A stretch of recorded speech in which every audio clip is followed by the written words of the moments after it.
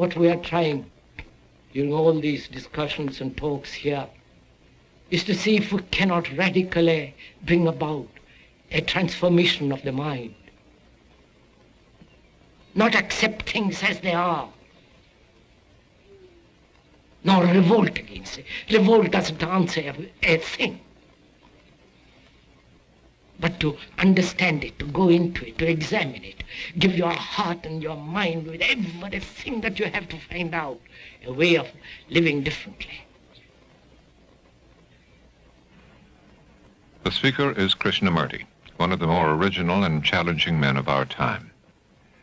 During the past 4 decades, his writings and talks in Europe, Asia, and America have followed a singular path, free from factionalism and dogma. This talk, Freedom from Fear, is the third in a series of 8 programs in which Krishnamurti speaks directly to those subjects which most profoundly affect the human condition: love and death, fear, and our discontent. He speaks of the real revolution, a radical change in ourselves.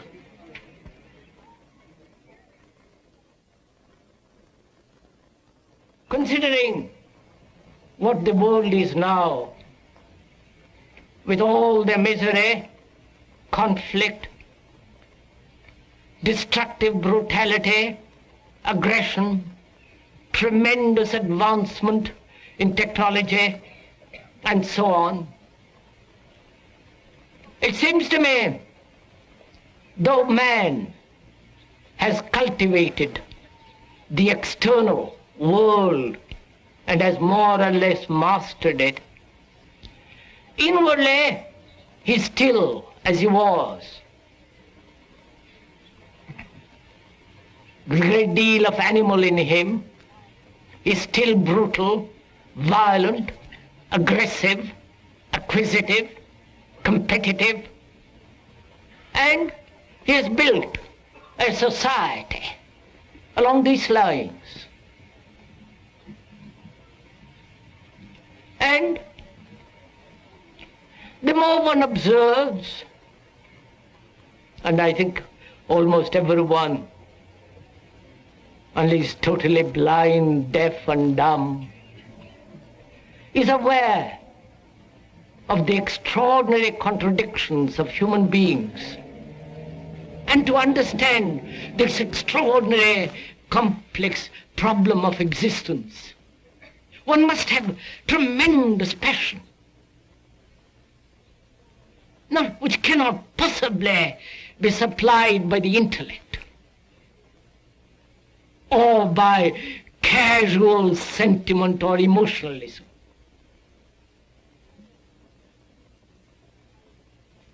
Or the passion aroused by committing oneself to a particular course of action, or belonging to a particular political or religious group.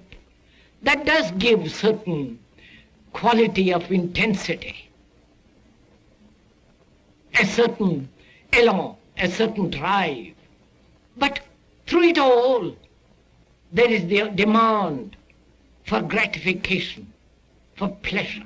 And the whole structure of society, with its morality, with its gods, with its culture, with its entertainment, is based on pleasure. So we hope that you will so listen to what is being said, not hear a lot of words, to a lot of ideas, because ideas and words are not the fact. Ideas and words never bring about a radical revolution, a mutation in the mind. So we're not dealing with ideas and opinions and judgment. What we are concerned is with bringing about a radical revolution in the mind. And that revolution must take place without effort, because all effort has behind it a motive. And a revolution with a motive is not a revolution at all. a change becomes merely a modified continuity when there is a motive. But a mutation, a radical transformation of the mind can only take place when there is no motive, and when we begin to understand the psychological structure of not only of society, which is part of us, and to understand it, there must be the act of listening. Not listening to the speaker, but listening to what is actually taking place in our souls. So it is a responsibility how you all listen. Because we are taking a journey together into the whole psychological structure of man. Because in the understanding of that structure and the meaning of it, we can then perhaps bring about a change in society. And society, God knows, needs a total change, a total revolution. So, as we were saying earlier, our whole concept, action, and urges are based on pleasure. And until one understands the nature and the structure of pleasure, there will always be fear.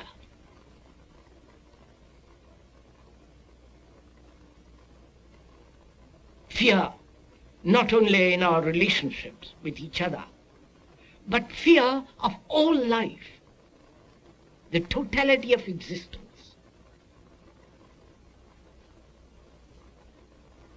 So without understanding pleasure, there can be no freedom from fear.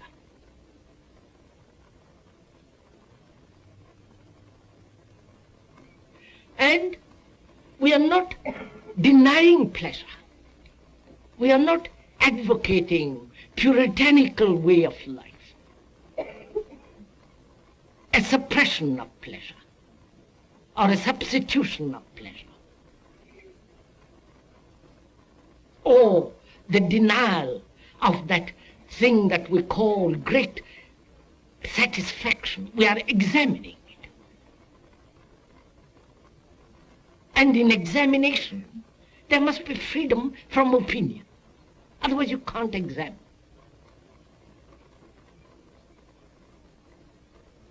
Pleasure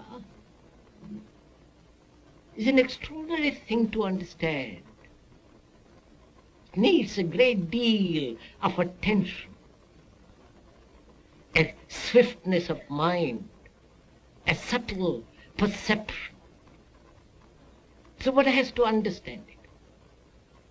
And to understand it, there must be neither withholding nor denying that quality, that principle of pleasure.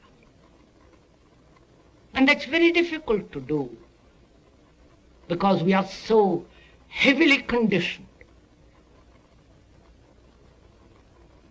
to accept and to function with the motive of pleasure, with gratification. Therefore, we are always limiting our total attention. We look at life in fragments. And as long as the particular totality, particular fragmentation exists, one cannot possibly see the total. If one says, I must have a certain pleasure, and I'm going to hold on to it at any price, then we will not comprehend or see the total pattern of pleasure.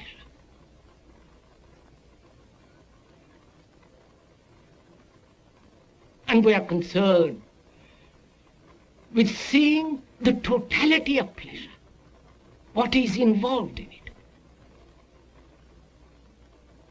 The pain, the frustration, the agony,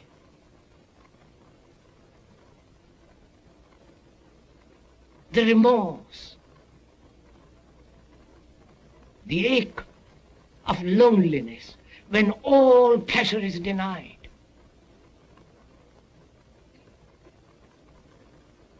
And naturally escape from all that through various forms, which again is the continuation of pleasure.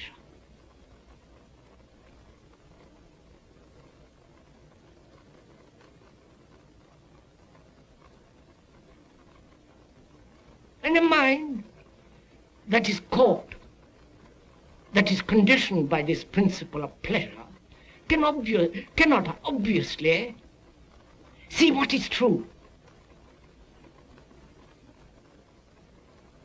cannot think clearly, and therefore it has no passion. It translates passion as sexual, or achieving some fragmentary activity and fulfillment in that fragment.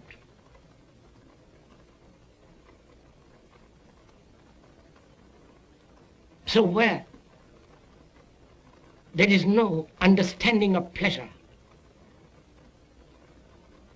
there is only enthusiasm, sentimentality, which evokes brutality and callousness and all the rest of it. So what is pleasure? Because without understanding pleasure, there is no love. Love is not pleasure. Love is not desire. Love is not memory.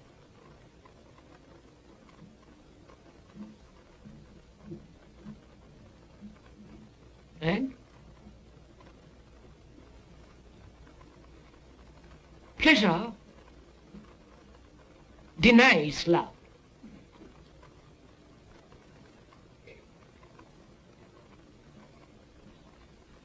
Therefore, it seems to me, it is important to understand this principle. Surely, pleasure is desire.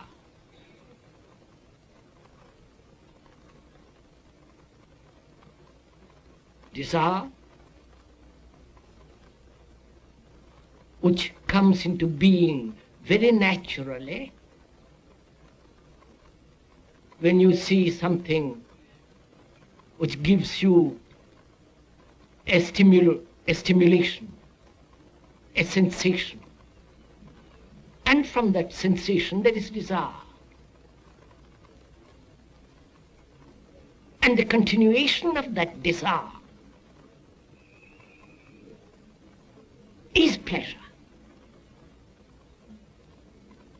And that pleasure is sustained by thought.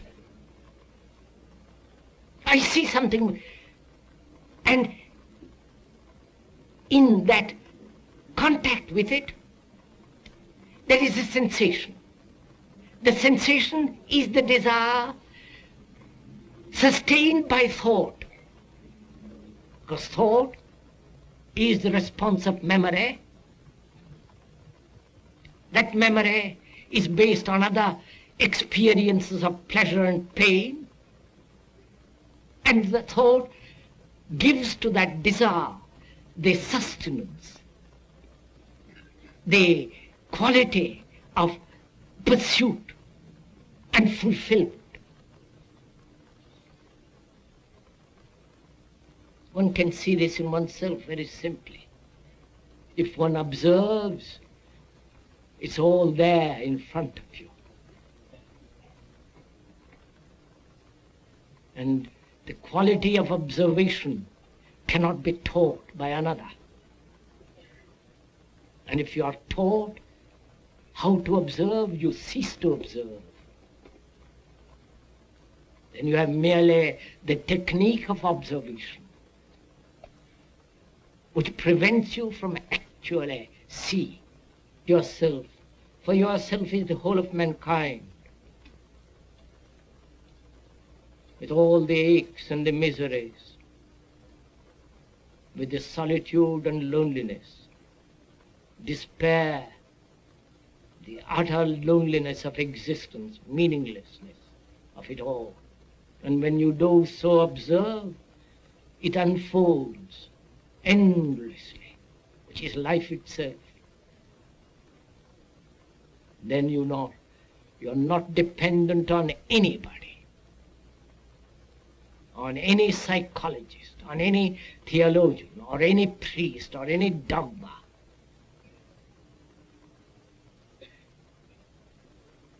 Then you are looking at this movement of life which is yourself.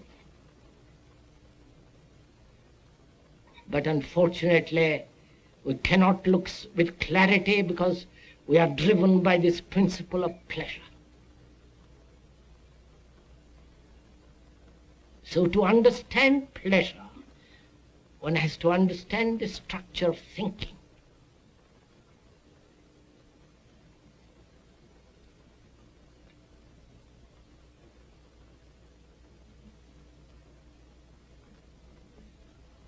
Because it's thought that gives continuity to pleasure. I've had an experience of pleasure yesterday, of different kinds, and thought thinks about that pleasure.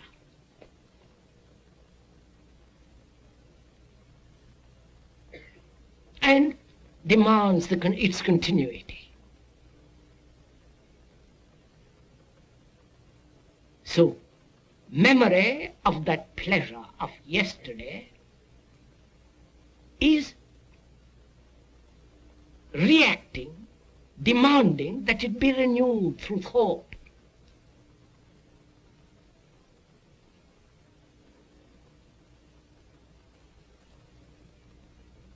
And thought is time, thinking about the past pleasure, past gratification, yesterday's delight and enjoyment. And that thought demands its continuity now. And thought projects the tomorrow's pleasure.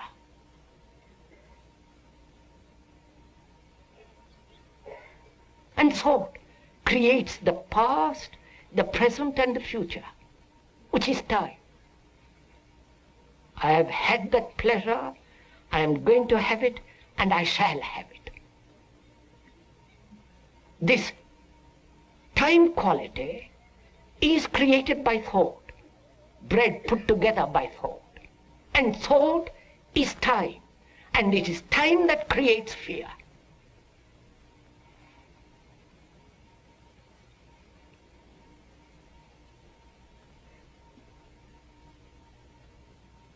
And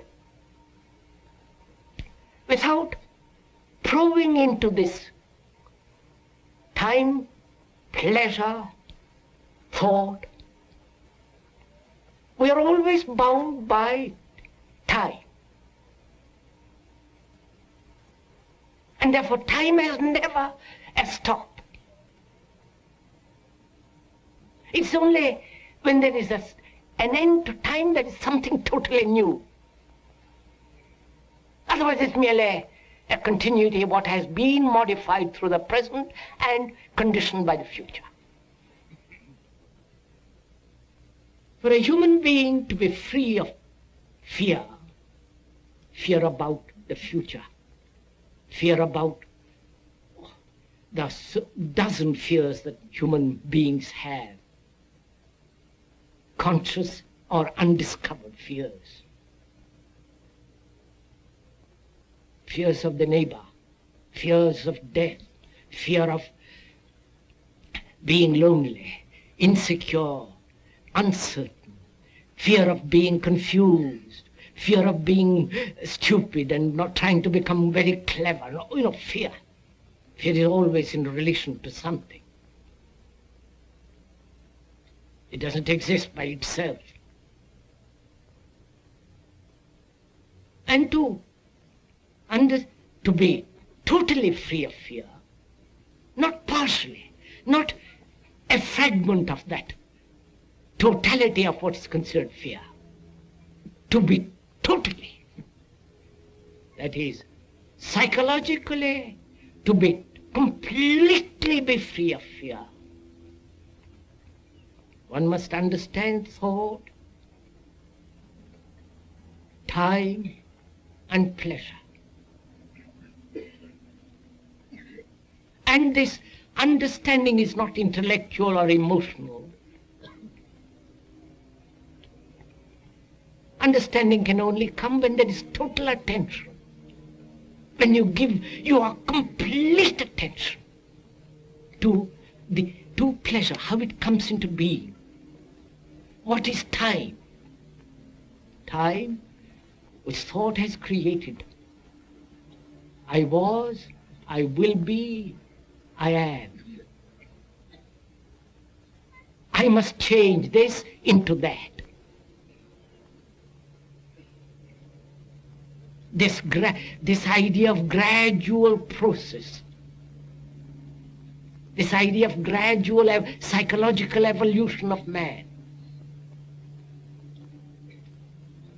And that's very gratifying. Will gradually all of us become extraordinarily kindly. We shall gradually lose all our violence, aggression. We'll all be brotherly at one time, much later.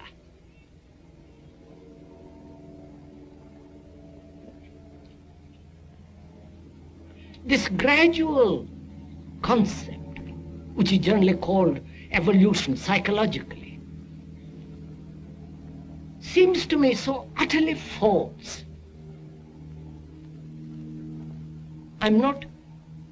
We are not offering an opinion. This is a fact.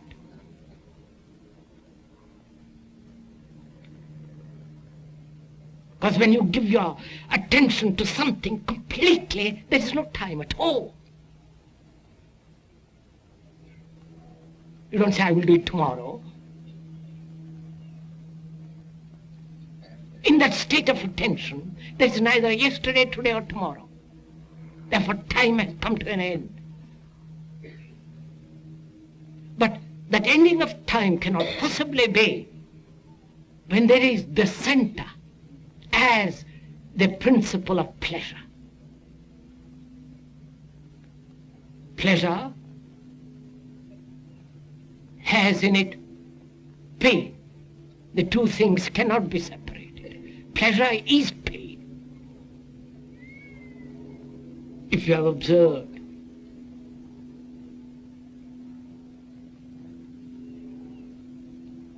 so you cannot possibly psychologically avoid pain if you are pursuing psychologically pleasure. We want the one and we don't want the other. We function emotionally. Want and not want. And when deep issues, fundamental problems are concerned, and to give to your mind totally to it,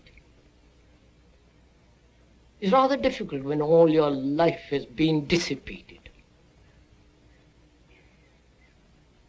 Dissipated in fragmentary action.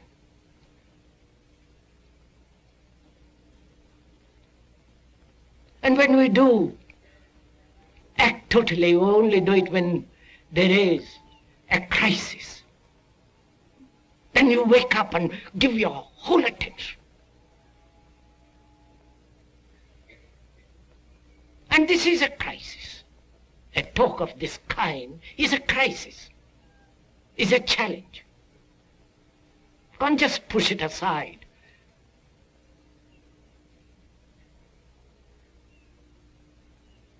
Therefore, it may be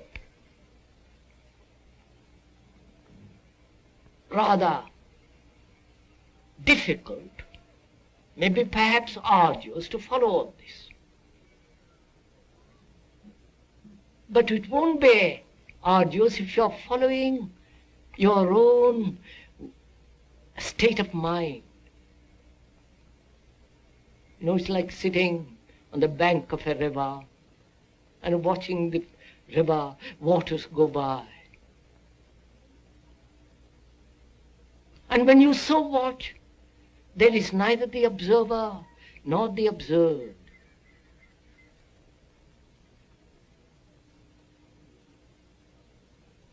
There is only a movement. But that to observe, that there must be no fear, no tide, no sense of pleasure and the demand for gratification. Then in that state you can observe the whole movement of life. The movement of life which is agony, despair, the ache of meaningless existence, the routine, the boredom, the great fears as of death, which we'll talk about another day. So you can watch all this. And when you so observe, the observer is that which is observing. And then you can go beyond all this. And the mutation can only take place in the mind when time, pleasure, and fear have come to an end, and therefore there is a certain dimension of quality which cannot be approached through thought.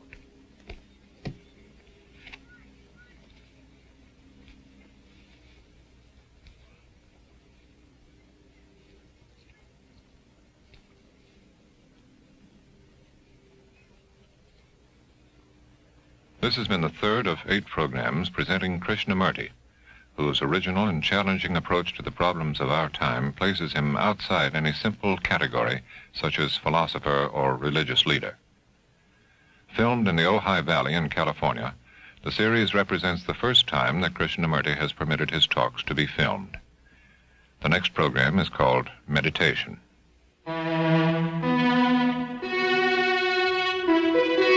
This is NET, the National Educational Television Network.